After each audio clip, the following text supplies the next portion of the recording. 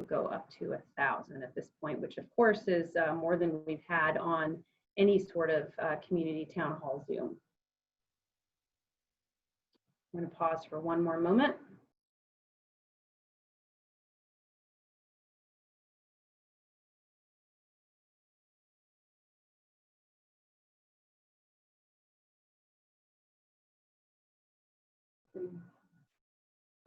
Okay, good evening. My name is Christina Turner, and I am the city manager for Morgan Hill.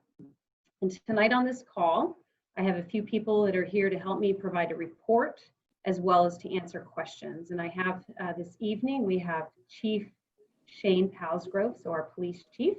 We also have our fire chief, Chief Jake Hess. Also here this evening, we have our public services director, Chris Gioni. He will also answer some questions for us and a few other members of our team as well. And so what I'm going to be doing is providing a general report. I'll go into some details and then I'll turn it over to the chiefs to add some additional information, and we will have plenty of time for questions. And so with that, I want to just first provide a little bit of background just for everyone. And I just want to recognize the very obvious, which is this is an extremely challenging time for everyone. And I'm not just talking about our city team, but I'm talking about our community at large. Everything from March, when we went into shelter in place due to COVID, to civil unrest, to fires. And so it is a lot for everyone. And we have a community that is experiencing stress at a lot of different levels now, and that has risen to a whole new degree with these fires and with the evacuation warnings. And I just want to let you know that we continue to be here to support our community. So the primary message that we've been conveying through social media and otherwise is the following, and I'm just going to go ahead and read this so that I make sure that these words are consistent. So east of Hill Road remains under evacuation warning at this time. No evacuation orders have been issued. However, we encourage Jackson Oaks and Holiday Lake Estates residents to self-evacuate now, and that's due to only one exit route. The evacuation warning can change to an evacuation order at any time. And so now what I want to do is just briefly define what an evacuation warning is. Residents are advised of a potential threat to life and to property. And there's a possibility when we're in an evacuation warning that we could move to an evacuation order.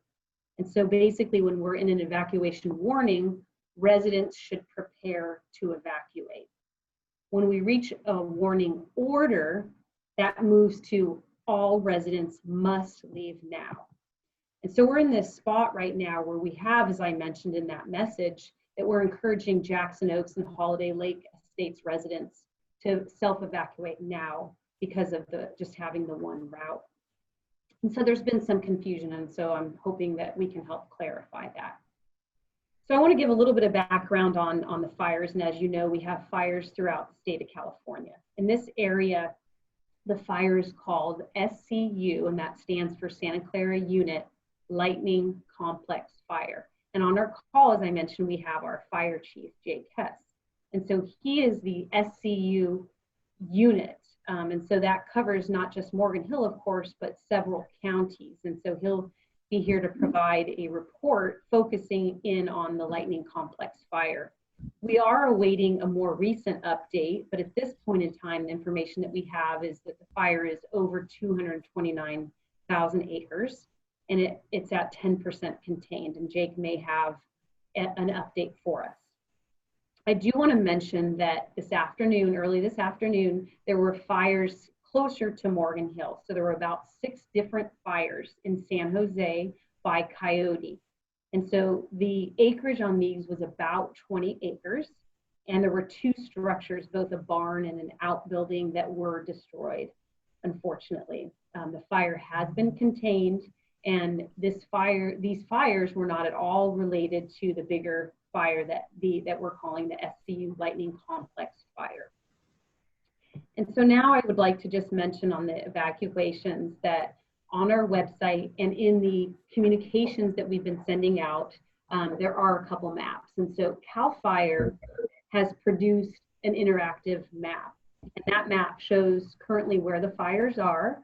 But I think what's even more important for our area right now is the evacuations. And so there's different colors that show the areas that are under warning versus the areas that are actually under order, and that doesn't apply to our area right now. And so we have the area that I talked about, which is primarily east of Hill, that is in that warning area.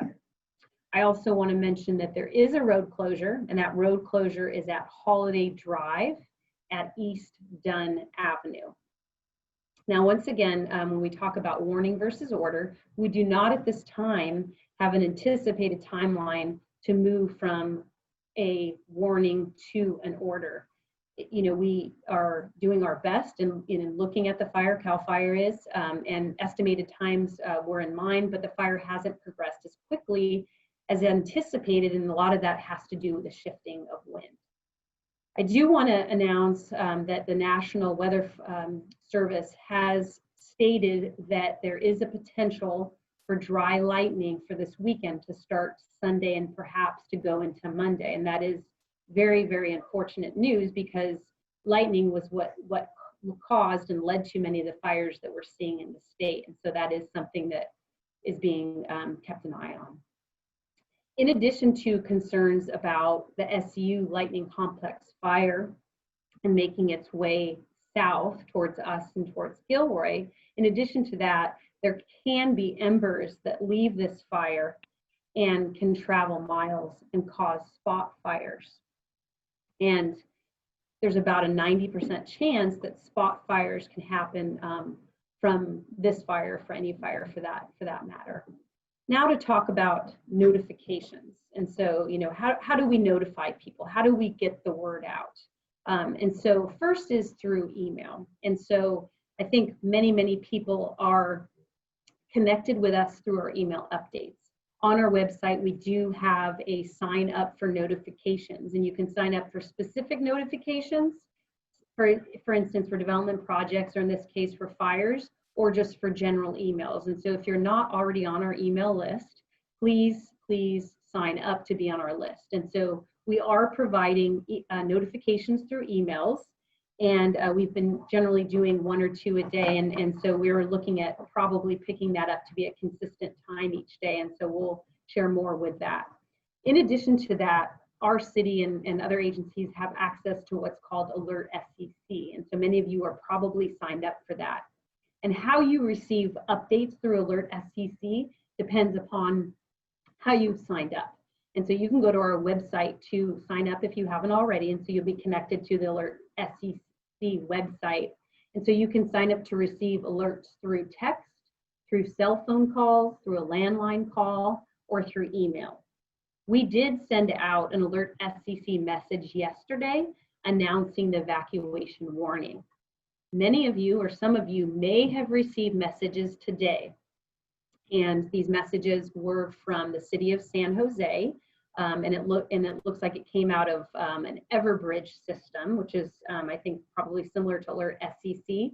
Those were not sent out by us. And I think in talking with San Jose's Emergency Operations Center, the mapping for which they used for sending out those messages kind of went above and beyond the scope that they were intended to go out to. And that is why you may have received those notifications. Now, at the same time, you may have received those notifications because you have signed up to not only receive messages from our community, but perhaps you've signed up for messages in San Jose because you have relatives in San Jose. So once again, emails is how we send out notifications. Alert SCCs is the next one. In addition to that, since yesterday, we've had a large team of about 25 people that are from both our police department as well as from our public works department. Those teams have been on foot, going door to door, notifying individuals first in Holiday Lake and then in Jackson Oaks about our evacuation warning. And so they are providing the message that I conveyed to you, that while there's only a warning in place and not an order, the recommendation is to leave if you can. And once again, the reason for that is to get as many people evacuated now so that we don't have traffic issues getting individuals from those two areas to where they need to be. And so we have seen a significant number of residents leave those two areas. In addition to emails, alert SEC, as well as police and public works going door to door, if we move into actual evacuation orders, we would be using also an LRAD system, and that stands for Long Range Acoustic Device. It's sort of like a megaphone system where we would go onto the system and project out the message, which is to evacuate now.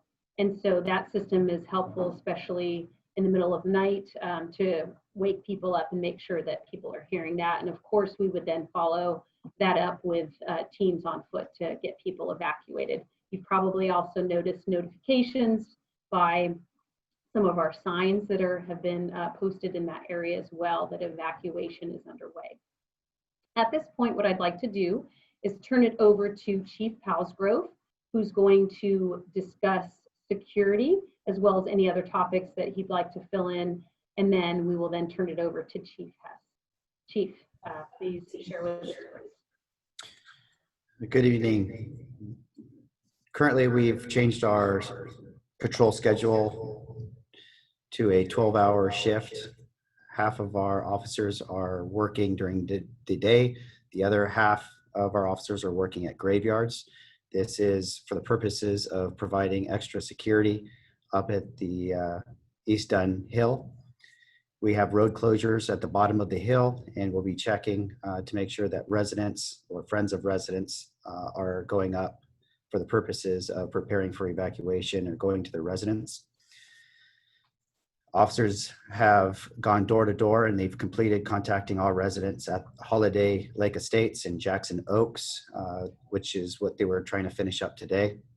They will also be working on the rest of the area into late tonight and tomorrow. And the police department has a sergeant liaison at the Cal Fire Incident Command Center in Alameda County. And so we are getting real live information and updates and maps from that location as well, so that we have good information to share with our community and make sure that we're making decisions based on in cooperation with Cal Fire. That concludes my report. Thank you, Chief Palsgrove. And now I would like to turn it over to Chief Hess. Good evening, everybody. I'll just start with first, thank you all for taking the. Oh, says I'm unmuted. Can you hear me? Yes. Okay. First of all, thank you so much. Sounds like we have a lot of folks that have tuned in. The public engagement on these fires has been amazing.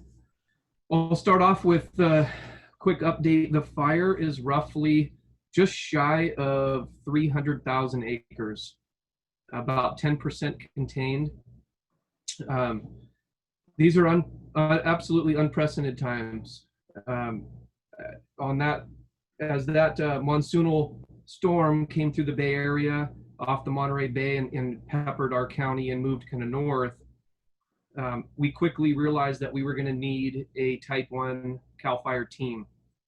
So I was the first unit in the state to order a team because we got hit early on. At this point, all 6 CAL FIRE teams have been activated throughout the state. A team consists of roughly 60 to 70 people who specifically come in. And as the city manager, Turner, had alluded, I'm the CAL FIRE unit chief for the Santa Clara unit, which encompasses 5 counties. That's Santa Clara, Alameda, Contra Costa, and the western portions of Stanislaus and San Joaquin. And we had fires in all 5 counties. With that, when the team transitions, I've become the agency administrator. So as the fire chief of Morgan Hill City, my agency administrator role I wear multiple hats. Now I'm also looking out for the best interests of Morgan Hill and the south end of Santa Clara County. So I have this dynamic role where I'm wearing both hats. I want to commend Morgan Hill PD, Chief Palsgrove, and your troops. I'm actually sitting in the IC trailer and I'm looking at the Morgan Hill, your command vehicle right now that's actually at the fairgrounds. So your troops have done a phenomenal job, and that's a good segue into cooperation. We have, since this fire is spread out over 5 counties and is threatening 7 counties, we have a piece of Merced in San Benito County. So we have those folks also at the table, and we are collaborating with them. We get into a rhythm at the incident command post in the base camp where we have cooperator meetings, plans meetings. Each section has their own function here. The cooperation for the law enforcement officers is absolutely crucial. I want to talk a little bit about the lack of resources considering every county has fires right now. Under normal conditions, on a 20 to 30,000 acre fire, you would have thousands of firefighters on these incidents. And we're going to be fighting fire direct. We would have resources, plenty of resources to swap firefighters out and troops and get them rest. These unprecedented times right now, we are having to adjust. This fire is going to grow and do what it does. Mother Nature is going to point this fire, because at one point we had 500 firefighters on this fire and it was 150,000 acres. There's a process in the state where we prioritize resources for different fires. My partner to the west in the San Mateo Santa Cruz unit, as everybody has seen on the news, has had a significant structure loss. My partner to the Sonoma Lake Napa unit to the north has had some fatalities and some significant structure loss. So resources are allocated based on a number of priorities as we go through and find out who has what assets at risk. Now, we have a significant amount of assets at risk. We're up to well over 1,000 firefighters on this. We are high up on the priority in the state. And so resources are now starting, we're on day 6. Resources are starting to come in, and we're starting to kind of turn the corner. And not to talk about operations so much, but I think it's really worth the public to hear.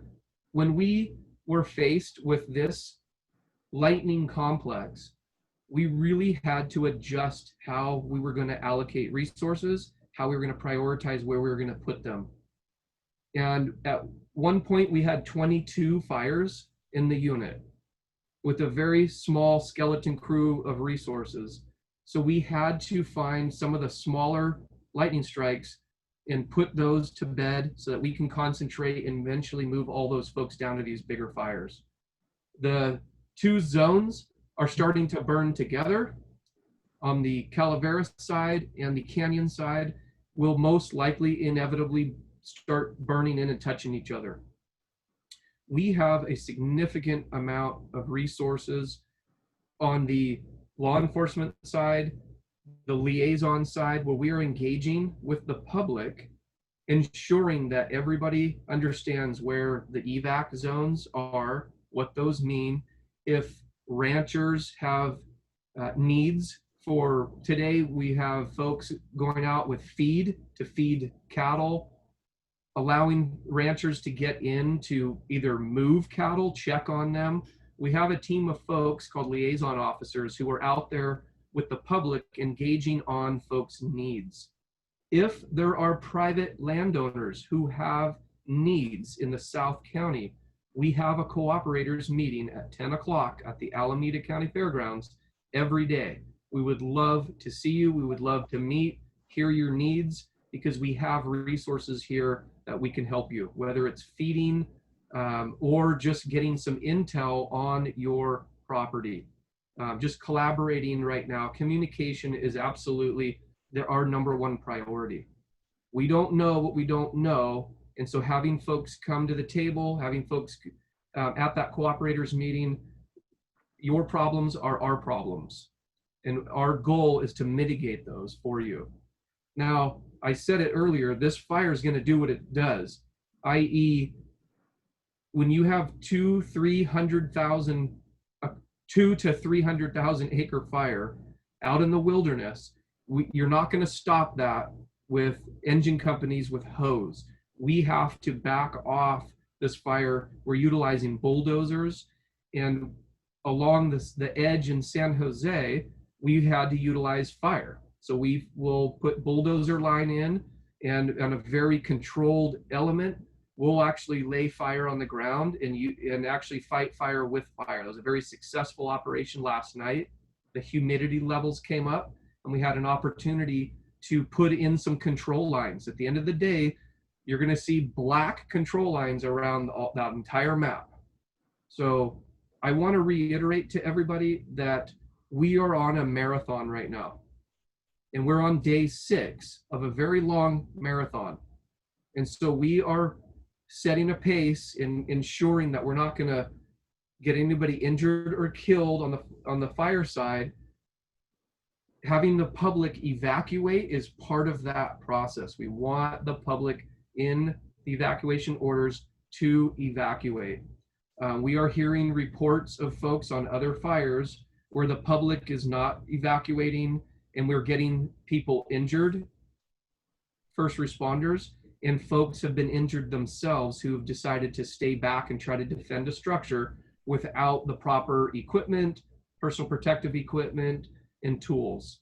So heeding those orders are absolutely instrumental for us, because that way we can ensure there isn't anybody there. And if we're making some very strategic decisions, putting fire on the ground or these tactical decisions, knowing that folks are out and confirming that is really crucial to us.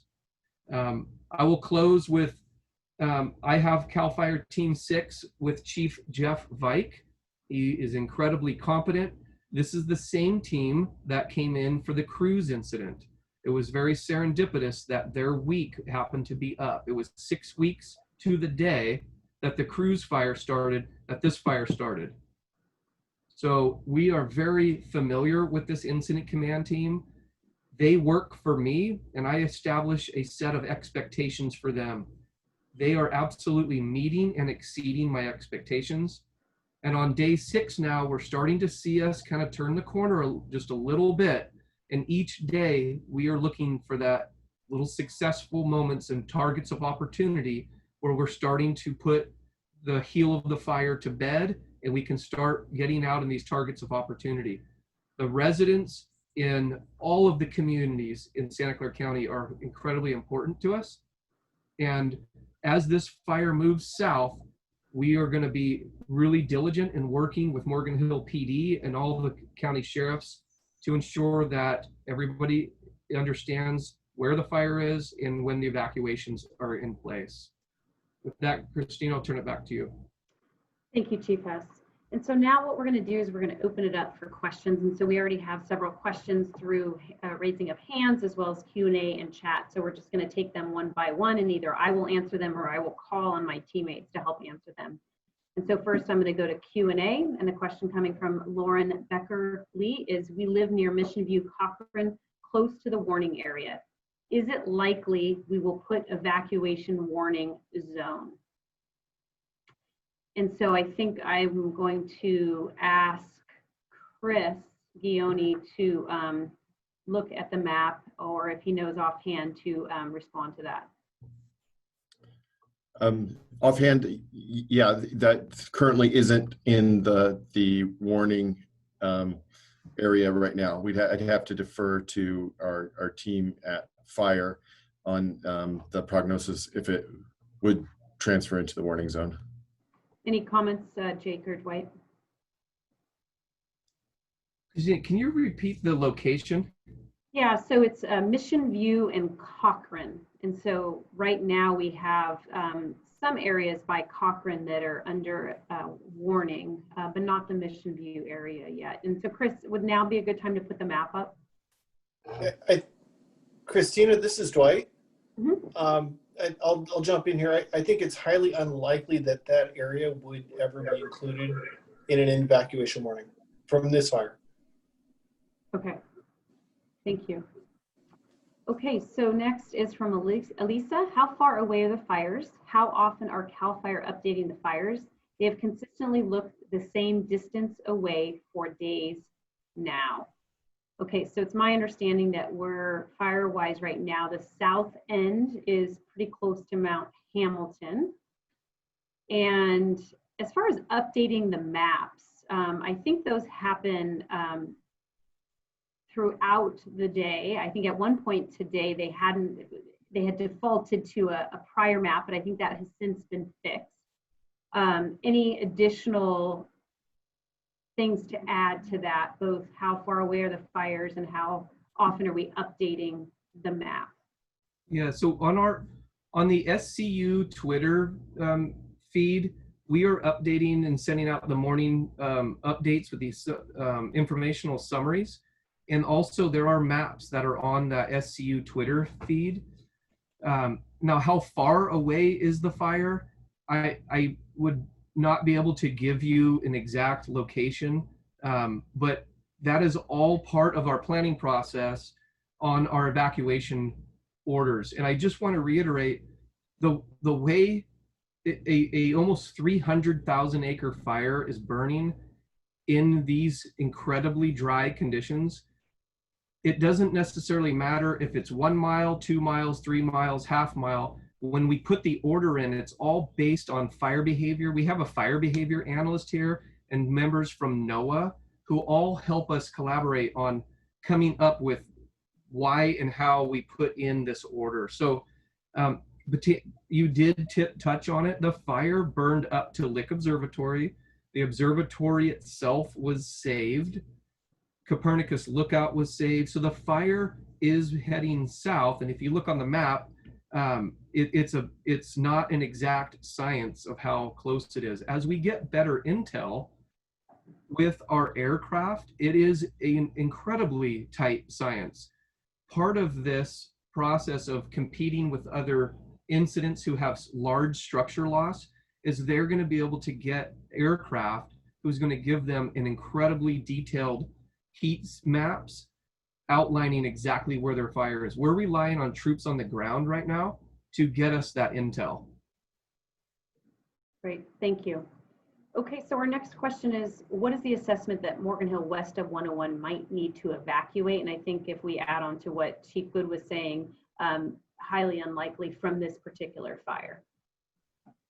Can we sign up to volunteer? So at this time, we don't have any specific volunteer needs. I am going to share right now, and maybe Michelle can help me put this into the chat if it's not already there, but we have a call center that's been set up, and this is for questions. And so I guess it's Mary Bell Mejia, if you want to call this number and just provide your information for future needs. It's 408-762-1635. The next question is from Arthur Rodriguez. I saw that the air quality index in Morgan Hill this Sunday and Monday is expected to exceed 400 and 300. Will CAL FIRE ask residents of Morgan Hill to evacuate due to an alarmingly high air quality index, or solely if the SCU complex fire itself presents an immediate threat? Chief Hess, would you respond to that?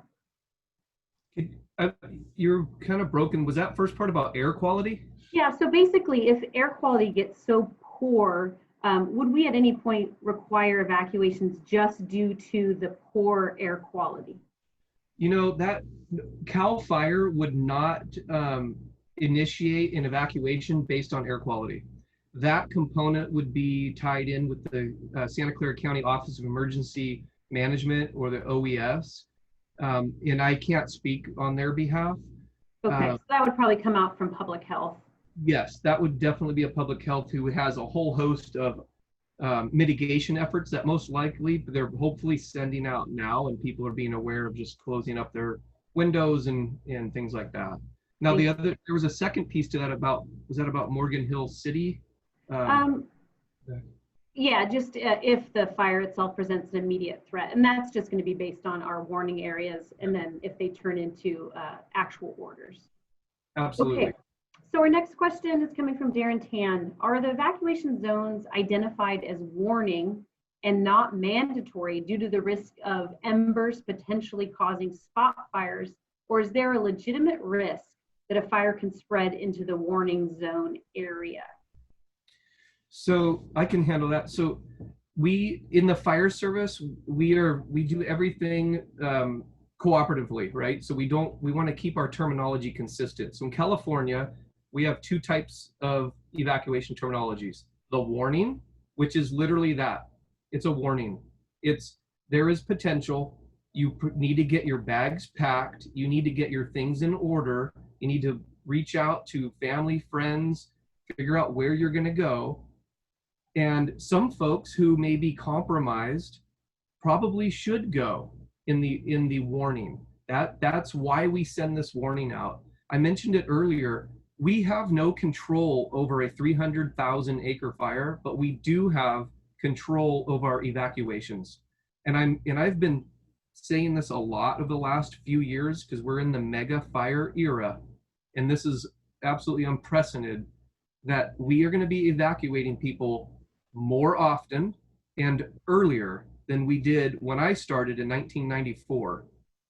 These fires they have so much energy coming off of them, and having so many in the state right now, we are very conservative with our evacuations. The order, so the two, warning, order, the order is that. It is, we are ordering you to evacuate. Now, legally, can you stay in your structure? Can you stay there? Yes. This is the United States of America, and if you wanted to stay there legally, that is absolutely your decision. We would be very theatrical with you that it's probably a very bad idea, and we would ask if we can get contact information from those folks, is what we train our firefighters. If we can get some contact info in case someone needs to get a hold of you, or but that order is that. It is, we are asking you for a reason to get out.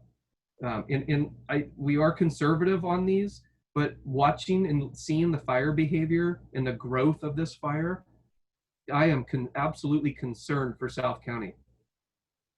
The whole area from Highway 152, 101, all the way where the cruise fire, it was inundated.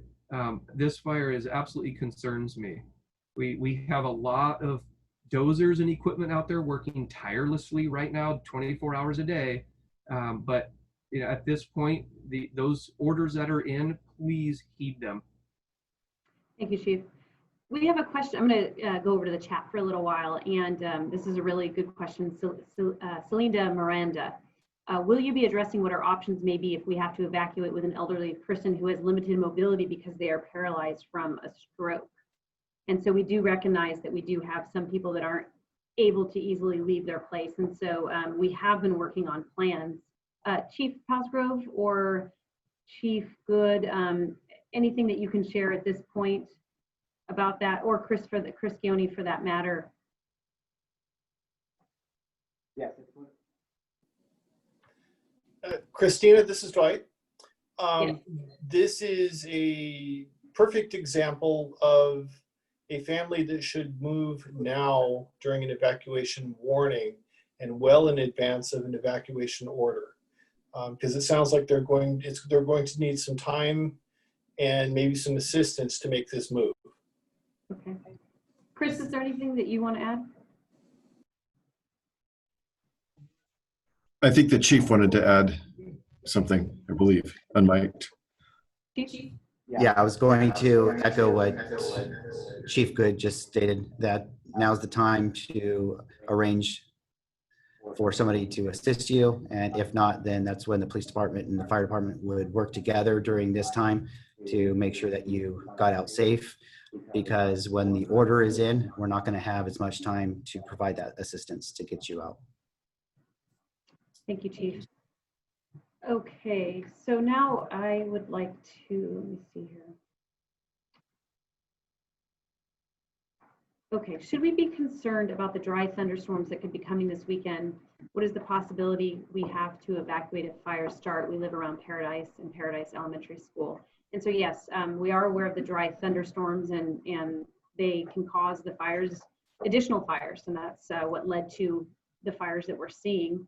What is the possibility that we have to evacuate if fires start? We live around Paradise Park. So for Paradise, that's not in the evacuation warning area right now. And so that would only become an evacuation warning or order if we have additional fires. Christina, can I add? Please. So you brought up that great example today where we had a 143 acre fire today, right where San Jose, Morgan Hill, and the South County Fire District meet up in Monterey in the north end of town. And we still have not lots, but we still have resources in Morgan Hill. We still have fire resources in the fire district. San Jose has resources. Every fire agency in the county has upstaffed and has held all employees on duty.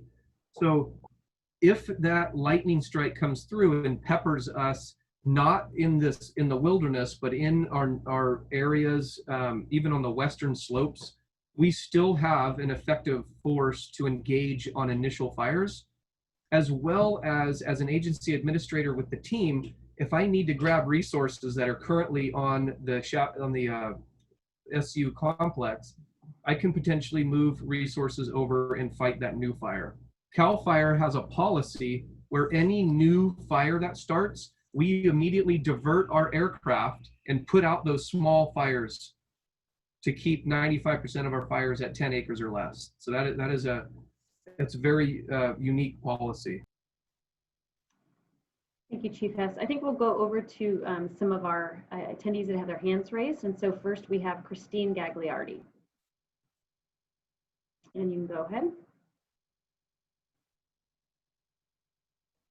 And you can just go ahead and unmute yourself. Hello, I'm sorry. Yes. Hi. Hi. What? I missed our food, money, supplies. Oh, we missed the first part of your question. I was just wondering if there was anything the community can do to support the firefighters with money or food or sleeping arrangements.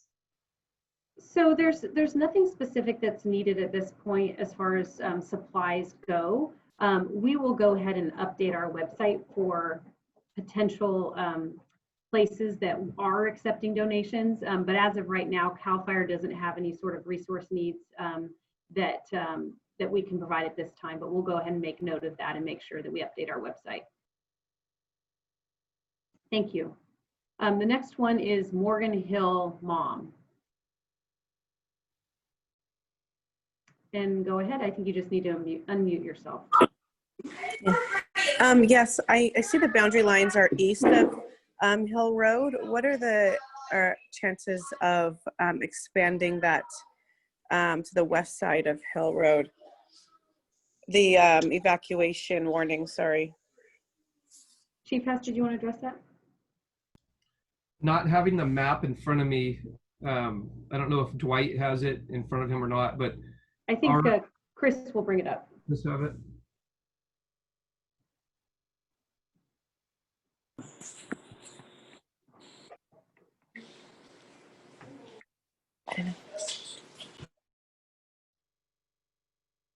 All right. Good. Is that sharing? Yes. And so if you want to just point out where she's referencing. So right now it's the east side of Hill. I live directly on Hill on the opposite side of the road, kind of where you guys have that warning. So just wanted to know if there was any more immediate chances of expanding that evacuation warning to the west side. Yeah. Yeah, Is that this is your cursor, Chris? Yeah. Can you see where my cursor is right here? It's just to the left of Hill Road right here. Got it. Yeah, so that's right on the border. You can see how they've cut out that piece.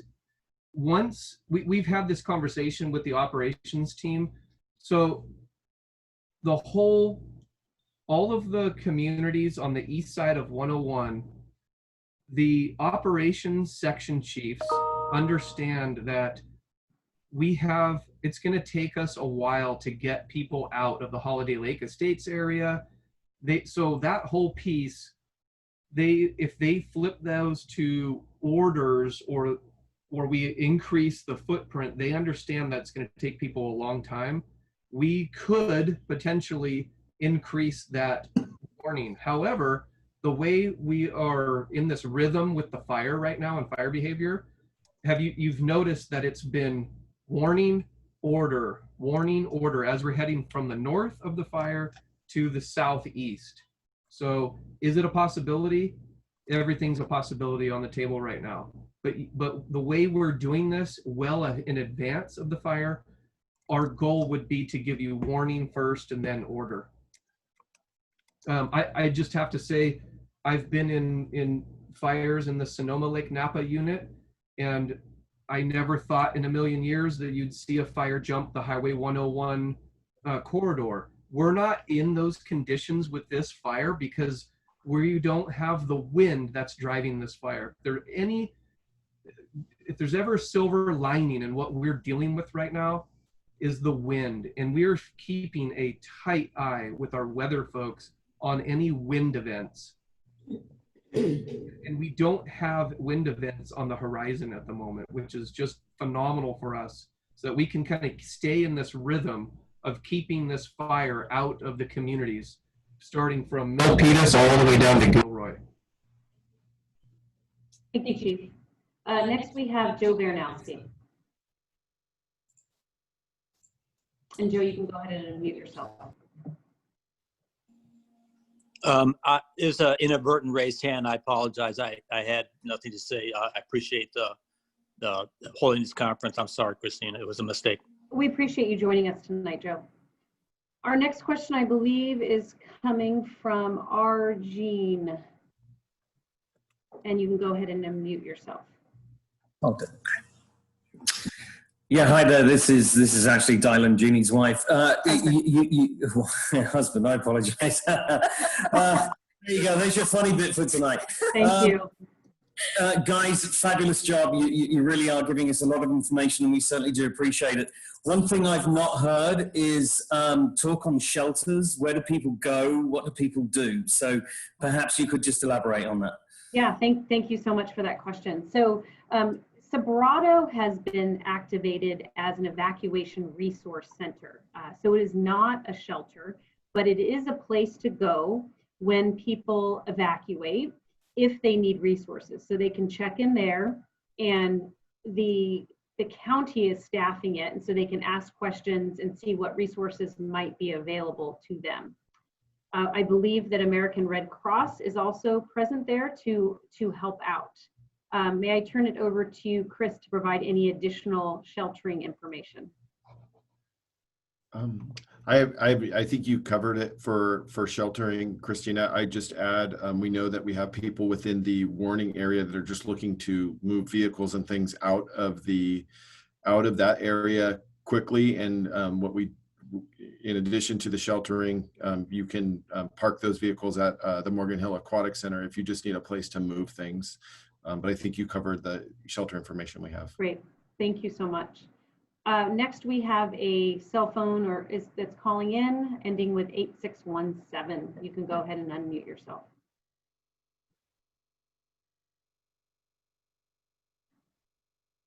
You can unmute with *6.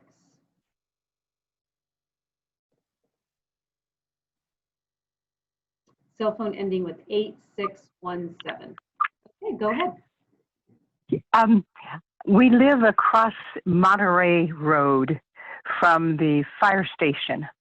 And if we go to bed tonight in this 3-story apartment complex, if the fire shifts and comes our way to very close to Monterey Road and Watsonville Road, is there a very loud signal that usually comes from that fire station to kind of alert us that we need to wake up and get moving? Chief Hess. Yeah, no, there is not.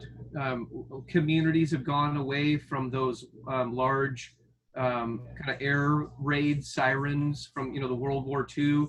There are some that are kind of novelties. The community of Felton has one.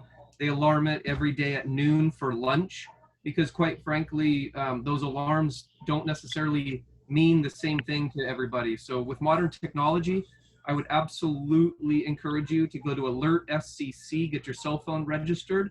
A landline automatically gets registered. And you just understand that your Morgan Hill City teammates are working tirelessly to ensure that you're getting the latest and greatest information. To make you feel better, I feel very comfortable about my troops going to bed tonight if they get any sleep at the fire station on Monterey and Watsonville Road, because I do not feel as though that is threatened, or and I don't think it's going to be threatened either. Okay, that's good news. Thank you so much. Thank you. Our next caller is Abe. And you can go ahead and unmute yourself. And go ahead. Hi, Christina and team. Thank you so much for everything you're doing. We appreciate it. My concern is right now is the Madrone Plaza area. Is that in any way, is it being thought about being evacuated or anything like that? That's on the corner of Cochran and Butterfield. Yeah, so as of right now, that area is not under warning or order, and we do not anticipate that being impacted by this SCU lightning complex fire. So unless something were to change or there were spot fires if the complex fire gets closer, but as for now, no issues there.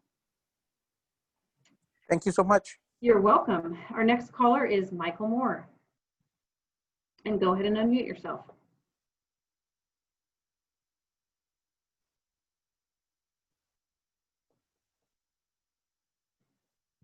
Okay. Can you hear me? Yes.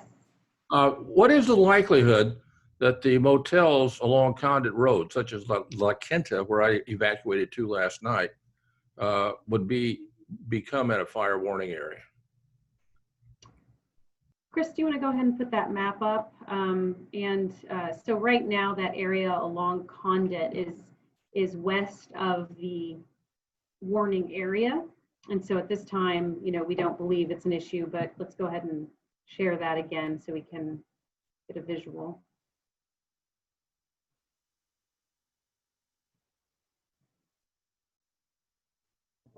So if you're looking at the screen right now on Dunn Avenue, La Quinta's right here where my cursor is. So a little bit outside of the warning area next to the freeway here.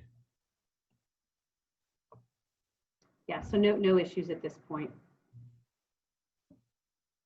Okay, so looking at the live questions, we have Natalie DePrile. Actually, this is Pamela Neodor, and I'm on the board of the Morgan Hill Community Foundation. And we have a disaster relief fund that we've set up through COVID. And we are able to take donations for our fire and to help people who have needs through this evacuation. So I put it in the chat, but if you can go to www.morganhillcf.com, there will be a link identifying it as fire relief tomorrow. But if you want to donate now and just put in the comments that it's for fire relief, we can do that. And we're a nonprofit 501(c)(3). We've been very, very supportive of our community throughout all of these difficult times, and we are a partner with the city. I know Chris can speak for our commitment to our town. So if anyone wants to donate, if anyone wants to do something, and we're an all volunteer board, so every dollar will go into your community.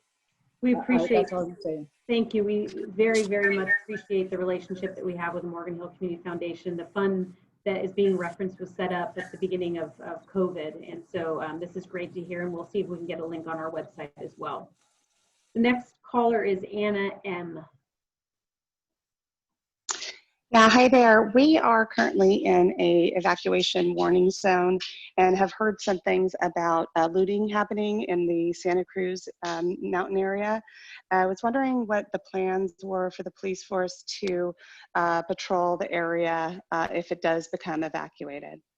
Yeah, Chief Palsgrove. Yeah, so we have 42 police officers working We put half of them on day shift, half of them on night shift. They're going to continue working until people are back in their residence. We have the teams saturating the neighborhoods, setting up road closures, checking IDs, and we will heavily patrol those neighborhoods to prevent any kind of looting and burglaries from occurring. We also have, I'll refer to Bill, set up the Nest cameras, and you can sign up to share your Nest videos with the police department. Sergeant Norman, are you able to refer them to that website? Yeah, I can have that information posted out. I'll get with Maureen and we can push that out to the community. And we'll go ahead and type that into our chat.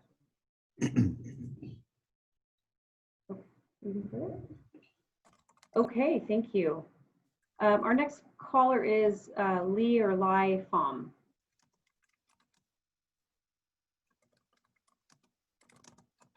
And you can go ahead and unmute. Yeah. Okay. Yes. So we live in the warning area, the Jackson Oaks area.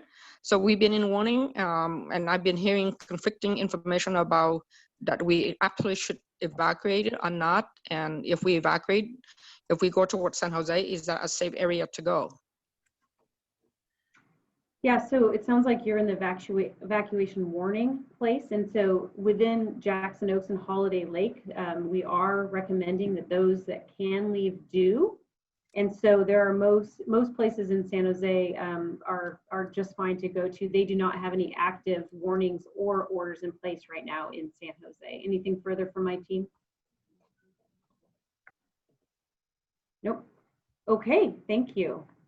Our next caller is Irene Mendoza. And go ahead and unmute.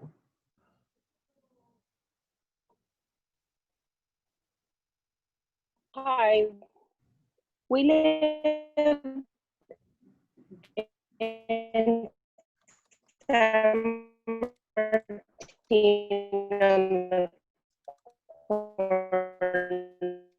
Irene, I apologize, but we can't hear you. New in San Martin, across from the Harvey there. Just wondering what the likelihood order would be for the corner of San Martin Avenue and New Avenue across from the Harvey Bear in San Martin. And we're just wondering what the evacuation, if it would turn into evacuation order, what's the likelihood? Got it. Okay, so San Martin over by Harvey Bear. Right across the Christina? Yes. I think just we'll probably get a lot of people are probably trying to figure out that same question for themselves. I think I would really encourage people to, if you're not currently in a warning or an order zone, I don't have a percentage to give somebody to say you have a 10%, 50%. We just don't have that. Understand that we err on the side of safety. So if you're in a warning zone, it's for a reason. If you're not in a warning zone, it's for a reason. So meaning we feel perfectly comfortable with you staying where you are. And that goes for everybody, because it's not a perfect science as the road systems and topography and fuel. So we err on the side of safety in once again, I sound like a broken record. Heed our warnings. If you're in a warning, pack your bags. If you're in an order, you need to leave. It's really that simple, but there are resources out there through the county to help you with that too. Find out where the evac zones, the evacuation resource centers are, that they're established. I know the city of Morgan Hill's been collaborating and sending that information out. But I just wanted to kind of get a blanket statement out because we could potentially have others, and we completely understand it's a very cumbersome and there's an art and a science to it, and it's heavy on the art, and we rely on that error of margin is always in the favor of public safety for the citizens. So if you're not in it, it's for a reason. It's because you are in a fire area, so it feels incredibly stressful and scary. There's smoke in the air, but just know we are keeping laser focused on exactly where those zones are.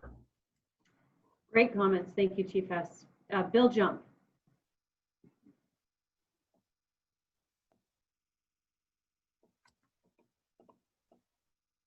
You can go ahead and unmute.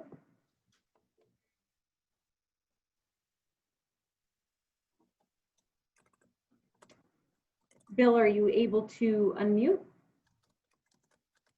I got it. How's that? Good. All right, thank you. Hey, I just want to first say how proud we are of all of you. You're doing a great job. Question is, are you planning to do a daily briefing call, have this Zoom call every night? Bill, thank you first off for your compliments. You know, that's always good to hear. So our team appreciates hearing that. As for communications, we are going to have consistent emailed communications going out at least at this point, we're looking at twice a day. As for these sorts of calls, to be quite frank with you, we have not yet talked about how often we should do these calls. By seeing the number of attendees, which is just close to 1,000 right now, I think that they're probably well received and people want information. And so, you know, my thought is that we will be having more of these. And so we'll let you know, we'll let the community know. Thank you. Our next caller is coming from Yuvraj, if you can go ahead and unmute. Yes. Hi, this is Yuvraj. So my question is, right now the fire is on the east side of the Morgan Hill city. So we anticipate that there are going to be multiple lightning strikes. So if the lightning strikes happen on the west side of the city in the El Toro Hills, there are a lot of open space and you know, a forest area there.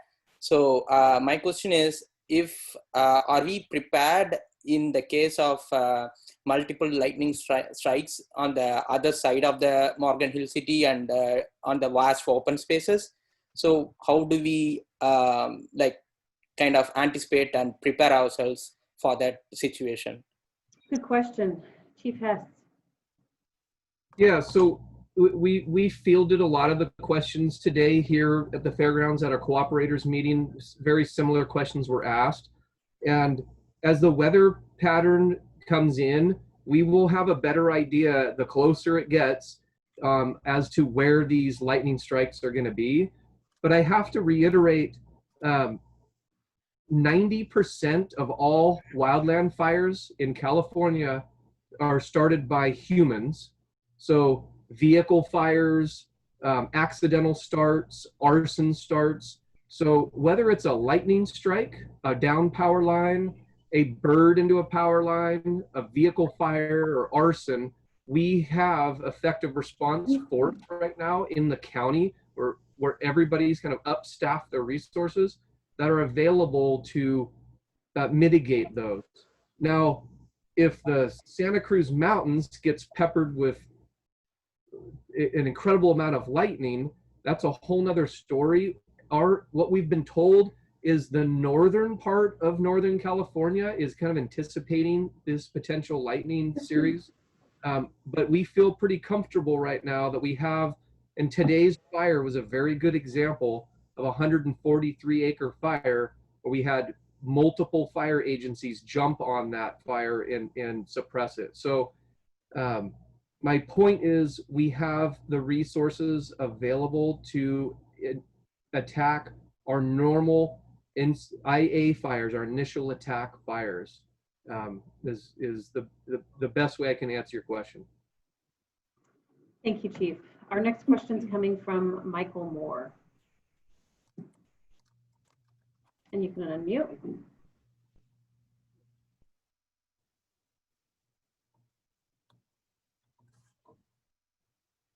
Michael, are you able to unmute?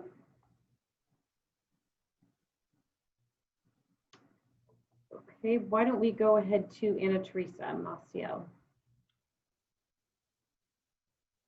Okay, you can go ahead and unmute.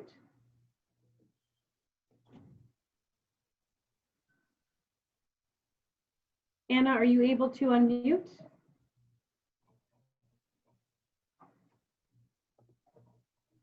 And we will go to Laura. Laura, you can unmute. I just unmuted. Michael first. Go ahead. It worked. Hey, Okay. if we are evacuated, such as we are right now, are we supposed to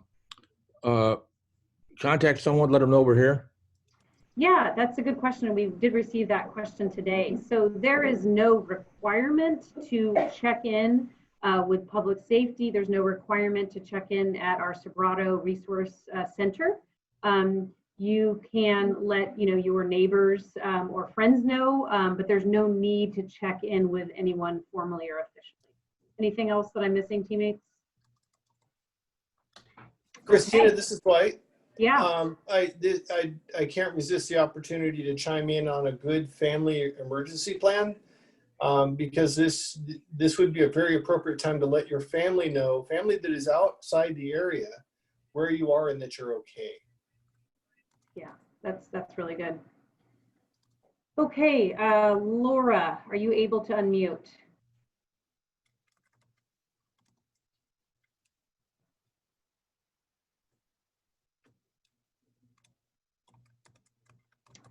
Okay, I don't think we're able to get Laura to unmute. So one of my teammates has brought to my attention, we have quite a few questions and quite a few items in the chat, and it's a little over an hour, so we're going to continue on. But one of the items that was brought to my attention, and I want to make sure that we mention that has been mentioned in the chat, is that there's some great resources out there. A couple of examples. One is WAG hotels are providing boarding for dogs for free. And also Butterfield Self-Storage is offering storage space at a discount. These are not been verified by the city, but I do want to just notify everyone that those are on the chat. Okay, so I'm now going to go to our Q&A. And I did notice before that a lot of our questions were based on what is the likelihood that this area will be expanded into the warning area. So I'm going to sort of skip over those questions because we got a nice general response from Chief Hess. Okay, let's see here.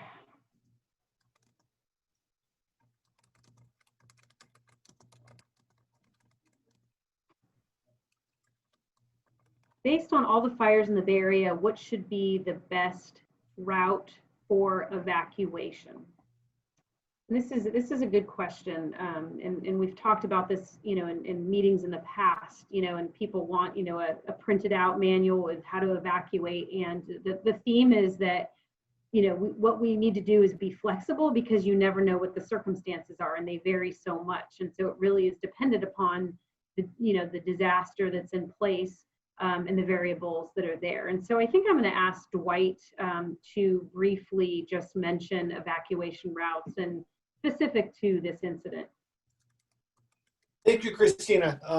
Yes, this question comes up frequently, and unfortunately, we all grew up in a world where our elementary school teachers ingrained in us that when the alarm sounded, we would line up at the door and go meet at the flagpole every single time.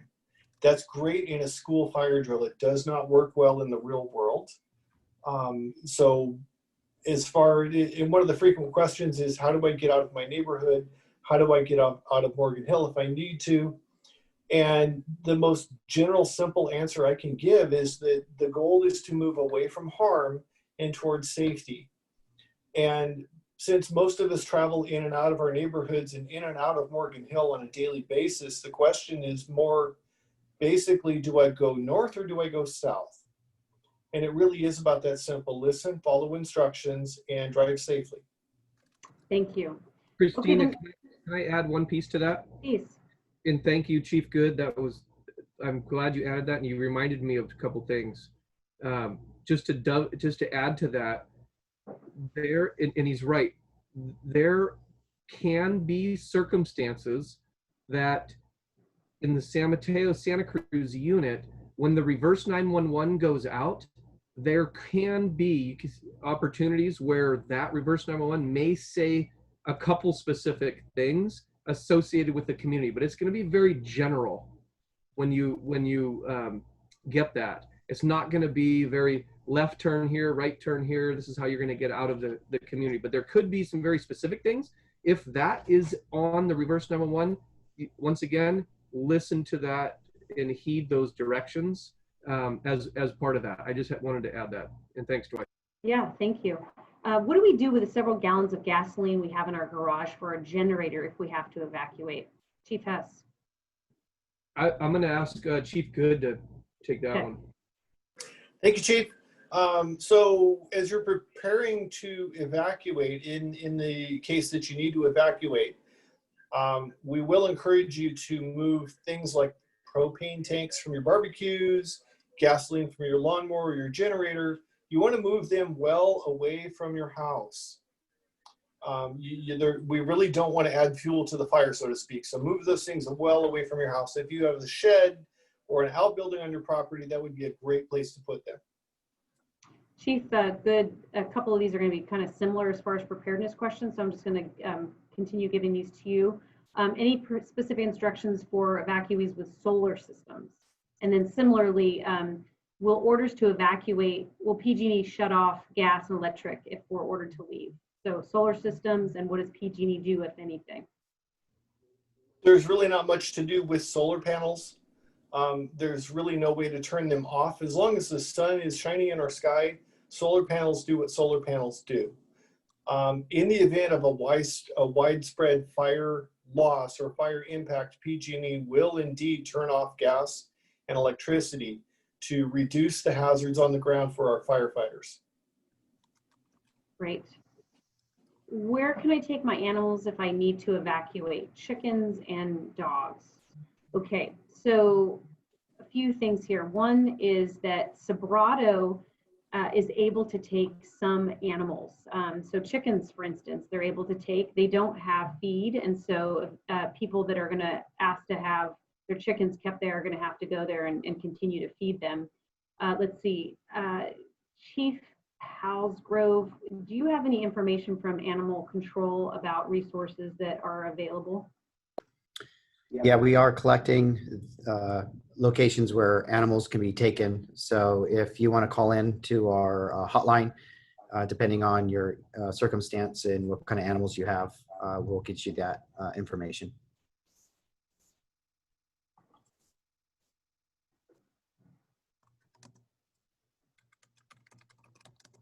Thank you. Okay, we do have one hand raised, and that's Michael Gilbert.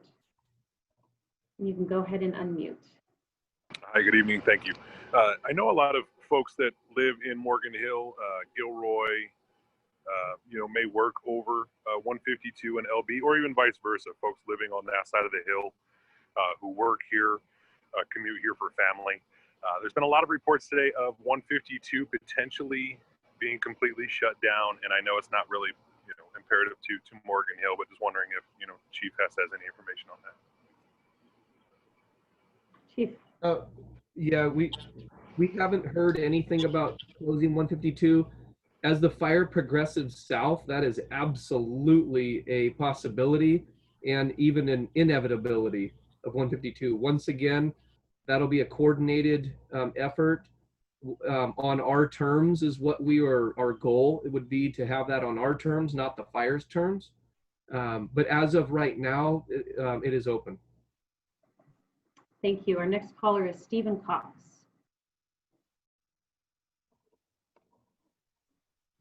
And go ahead. You can go ahead and unmute. Yes, thank you so much for your help and for your service. A quick question. I've seen conflicting, can you turn your audio down? I've seen conflicting reports on what to do when you evacuate your home in terms of locking the doors, leaving them unlocked, windows locked, unlocked, gas on, gas off. Can you clarify that? Absolutely. Chief Good. So thank you. These questions have been coming up all day.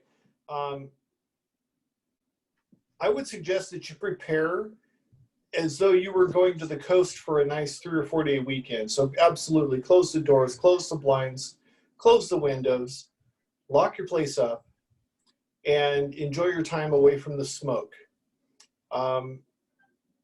If you all turn off your gas at your house before the fire and the fire doesn't destroy your neighborhood, PG&E will be in your neighborhood for days turning the gas back on. So it really doesn't matter a whole lot. It actually creates more work for PG&E if everybody turns their gas off before they leave. But absolutely close your doors and lock them, close your windows, close your garage door, button things up tight before you go. Oh, and leave the porch light on so we can see your house at night or in the smoke. That would also help us patrolling the neighborhood as well, if you can afford leaving the lights on. Great, thanks. Thank you. And I want to just bring to people's attention a website that we've been sharing in our correspondence, and that is readyforwildfire.org. It's a great website that helps people prepare their homes, their family, and their pets for evacuation. And our next caller is Henry Acosta. Okay, there you go. Let's see, there you go. That's Hello? Yes. Hi, I was just wondering what's going to happen with the schools, the school district or the schools, will they remain open for staff? Yeah, we don't have a representative from the schools on, but what I can share is, you know, as everybody knows, we're in the distance learning mode, and the school district made the decision, even though Live Oak is not in the evacuation warning area, they've decided to move equipment that's needed as well as personnel over to Live Oak. In addition to that, Jackson Oaks Academy is in the warning area, and they made the determination to move the staff and any necessary equipment over to El Toro. I believe that is the update on the school front. Okay, I'm going to go back to Q&A.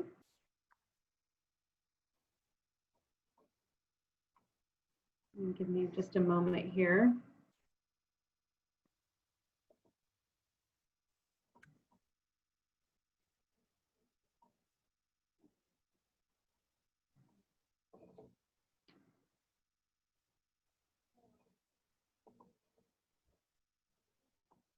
I have a question from Brandon. Holiday Lakes will lose all communication, cellular, internet, land, line in, out if we lose power. Before any PG&E event, we need to make sure the order goes out before that event. So I'm wondering if we can get someone to just sort of talk about what happens when the power goes out, and connectivity and that sort of thing. Chief Good? Christina, I'll field that one. Yes, the folks up in Holiday Lakes are well aware that the cell service and cable internet VoIP services are dependent on electricity. And when the electricity is turned off, those systems fail. This is when having an old battery operated AM radio would be a wonderful. Having a neighbor that uses ham radio still would be a wonderful resource. Or maybe taking the queue and going somewhere downtown where the lights are on and enjoying the evening downtown instead of sleeping in the dark might be a good choice. Thank you. Okay, let's see here. We left the Holiday Estate area. Is it safe to go back and get a few things? Just checking, is there a checkpoint? Thank you for all the wonderful work in this session. Okay, so we have signs posted that only residents are allowed in that area, and we are asking that people not return after they have evacuated. And so I'm going to ask Chief Palsgrove if he wants to add anything to that. Yeah, during the evacuation warning, if you forgot something, the officers will still let you go back to this point. When it changes to an order, then that's when the officers are going to have absolute prevention of anybody going back into that area. Thank you. There's a question regarding reverse 911 and how that works and how people can get messages from that system. And so I think that will also be Chief Osgrove. My mic cut out. Can you repeat the question, please? Yes. So the reverse 911 system, how does that work and how do people get notifications from that system? Oh, for the alert SCC is you have to sign up for it. You can go to our website and sign up your phones, and then dispatch or our Office of Emergency Services coordinator can pull up the alert SCC on a computer, and we can notify people on a map by circling it or by zip code. There's a couple different options for us, but it really hones in on the area where we want notifications sent to. Sergeant Ramirez, do you have anything to add to that? No, so once no, I know. Okay, thanks. Thank you. Okay, going to our questions. What resources are the best to get the most up-to-date information and updates on fire perimeter and status? Okay, so in our communications, we have provided a link to the CAL FIRE map. And so that continues to be updated based both on where the fires are, as well as where the evacuation warnings are and any evacuation orders. And so we would recommend going to that CAL FIRE website, or excuse me, the CAL FIRE map that we've been putting out in our communications. And so I'll ask Michelle to put that link on our chat right now as well.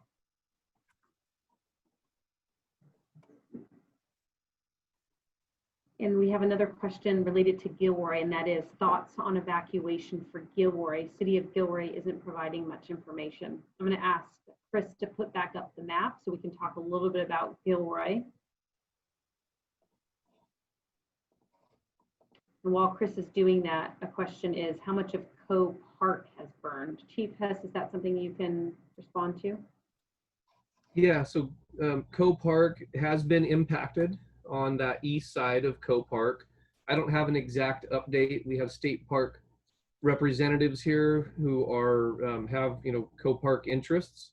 They were here very early on. As you can imagine, Coe Park has some very sensitive wilderness areas that California State Parks is very concerned with. So I know it's in the thousands of acres, but I don't have an exact number. As for Gilroy, I know Gilroy PD is here. I know Sergeant Ramirez can confirm that they've been kind of collaborating or representing with each other here at the with the law enforcement liaison officer. But as regards to Gilroy, Gilroy's in a very similar situation with as Morgan Hill. So we once again are including all the warning zones and order zones are all being looked at kind of collectively as the whole south end of Santa Clara County is all kind of looked at as one piece. Something to note is we have some contingency resources that we've been collaborating with the Santa Clara County Fire Department and Chief Bowden. He and I have a great working relationship, and Chief Bowden is the operational area coordinator for fire services for Santa Clara County. I happen to be his backup op area coordinator for Santa Clara County.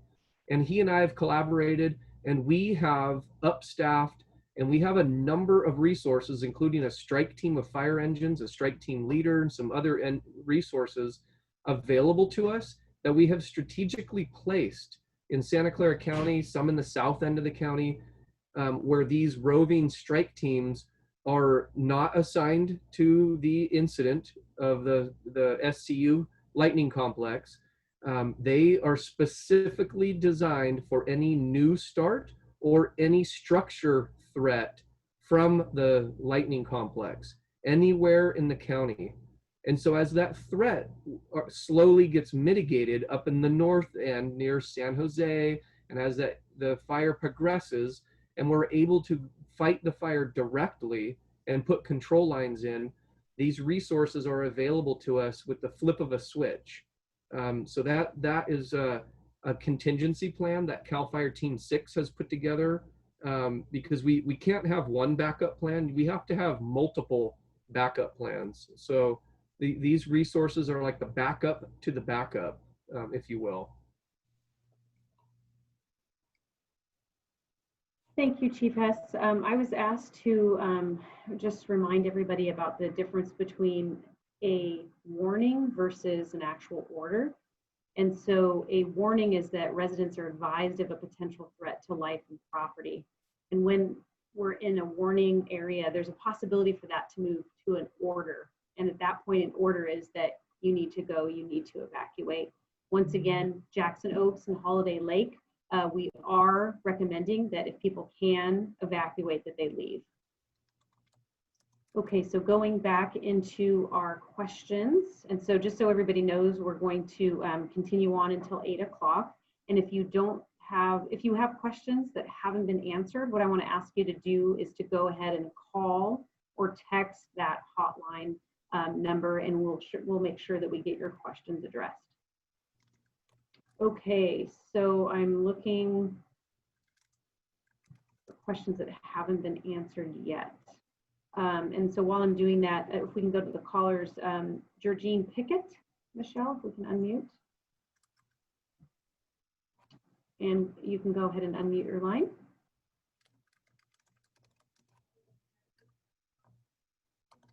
Georgine?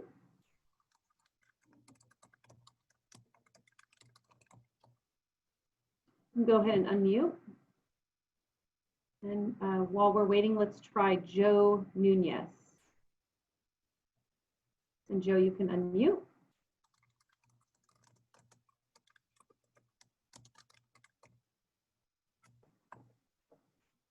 All right, we will try Ann Brusa. You can go ahead and unmute.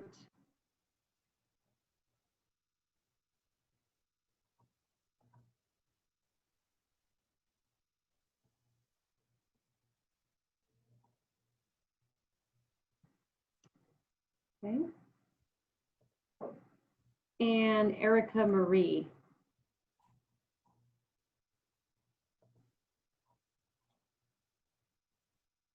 So hi, can you hear me? Yes. So first of all, I just want to thank you all. I just so appreciate all of you speaking and just being so upfront. It's so appreciated. I'm in Jackson Oaks, so up in the hills area, and I keep reading different information. It feels like I can't get the right information. I have lots of pets and teenagers. So last night we left, but then we came back. And I had read in the newspaper something about 36 hours. So I know it's been asked, but can maybe someone just answer maybe something about when would it turn to an order? I know you can't know for sure, but just any information you can give me. Yeah, thank you so much for the question. You know, I want to just first point out that what's difficult during these times is the miscommunication that happens. I think that a lot gets posted on social media, and so it's hard to decipher between what's fact, you know, what's people's interpretation of information that we have put out. And so what we want to ask is that people really try to focus on the communications that we put out via email. And we would also encourage you to look at CAL FIRE's updates. And so those are both through Twitter as well as through Facebook. And they put out incident updates. And so that those are, you know, specific to the fire in general. But I think your best source of information is through us. And if you have questions, to send them our way. Now, as far as evacuations go, it sounds like you are in the Jackson area and that you have evacuated. We don't have timelines at this point. You know, 36 hours, you know, has been said as, you know, a potential, you know, for the fire making its way to certain points, but we're not using a certain number of hours, certain number of days, you know, because the fire is so subject to change, as you heard from Chief Hess. And so we don't want to put any sort of timelines out there. Anything else that you would add to that, Chief Hess? Yes, I would encourage everybody to also go to fire.ca.gov, and there's a statewide, there's a map on that website. There's a whole host of information on there, but go to, it's fire.ca.gov, poke around on that front page, and there is a map, interactive map, and you can see all of the fires that are going on in California. And you can even see our updated map. I believe our Intel, I'm supposed to have a meeting with them in 1 minute, on our latest version, and approve that map to get out to the public. But if you go on there, you can see that. And there's also opportunities to register your phone to get CAL FIRE updates on resource or on incidents that are near you. Chief, can I add to that web address? Absolutely. The shortcut is fire.ca.gov/incidents, plural, /. Great, thank you. I know we're going to lose Chief Hess in a moment. I'm going to ask Chief Hess to add to that answer. But Chief Hess, continue to go. Any final words for this group you'd like to share? Yeah, once again, thank you everybody for, it shows how engaged this South County is, and the folks that live in Morgan Hill, San Martin, Gilroy. I just think this is very reminiscent of how people kind of take care of each other and band together. The last couple of years have been incredibly challenging, I think, for first responders. And I just wanted to just thank the community for all the support over the years.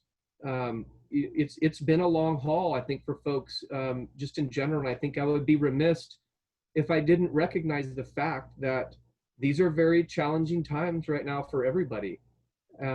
Just what's going on in the world with COVID mitigations. I mean, I'm at base camp, and I'm in the incident command trailer, but the minute I get out, I put my face covering on, and what's going on politically, and there's a lot of there's a lot of stress, I think, on folks' lives right now. So I think I've been reiterating to our troops at our daily briefings, and I'll just share with you as members of the public who support us, that we're working to take care of our troops. We have emergency or employee support services troops that are here. They have dogs. They have these petting service dogs to help the firefighters can go in and actually pet a dog, which has documented that it kind of can help with stress levels and drop cortisoid levels in your blood.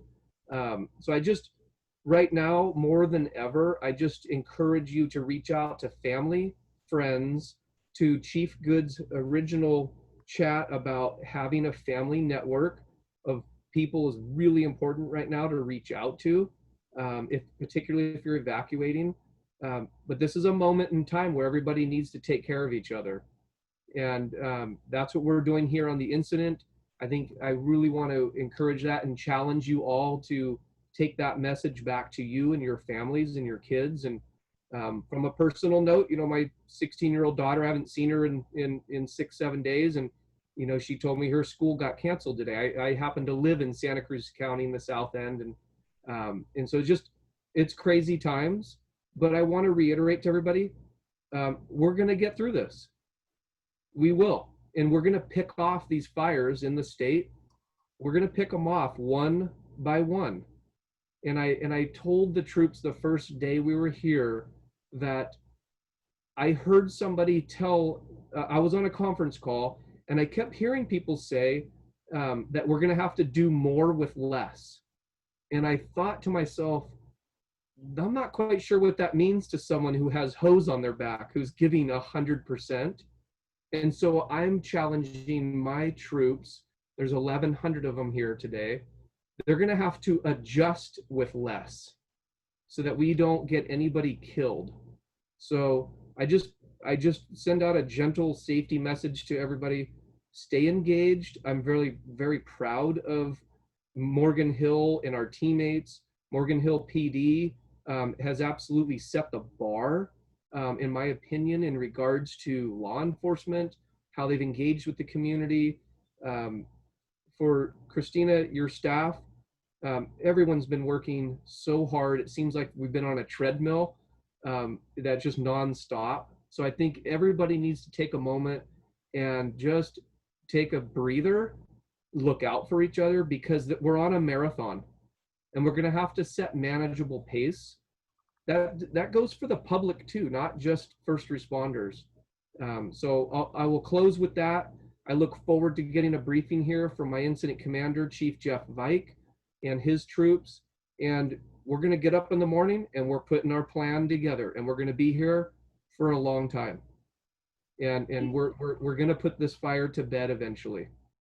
Chief, I knew I could count on you for some encouraging words. We are very, very fortunate. We are very blessed to have you at the helm of this fire. And so stay safe, and we are all thinking and praying for your troops. And so with that, I'm going to ask Chief Palsgrove to talk a little bit more about what's out in the community as far as information. Yeah, I wanted to comment on the Morgan Hill Times article. It stated something about 36 hours. I've since spoke with Michael Moore, and we've corrected that. The information came from a discussion he and I were having regarding over the next 36 hours, we're going to be closely monitoring the fire, and during that time, evaluating whether it was going to go from a warning to an order. But due to the unpredictability of the fire and the way the winds are currently blowing, we quickly realized that we weren't going to be able to put a time frame on it. And over the past week, the times have also continued to change. And so it wouldn't be fair for us to put something out and have the community rely on something. So that has since been retracted. So there is no more information out there talking about 36 hours.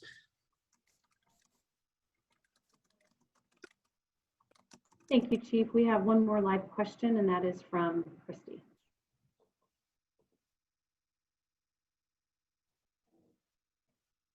And you can go ahead and unmute.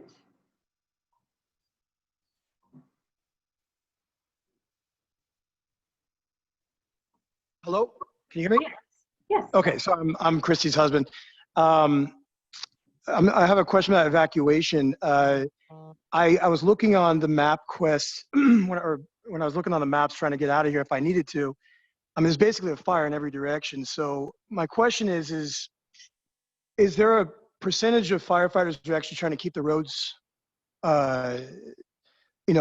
safe from the fires at this point in time? I'm just wondering if, which direction I can go, which is the safest direction, because I was thinking Sacramento possibly, maybe even LA if I have to leave. Just wondering about that. Good. Can I ask you to address that? And while you address that, also, we've gotten several questions in the Q&A about Santa Cruz County and the fires there and how those may or may not impact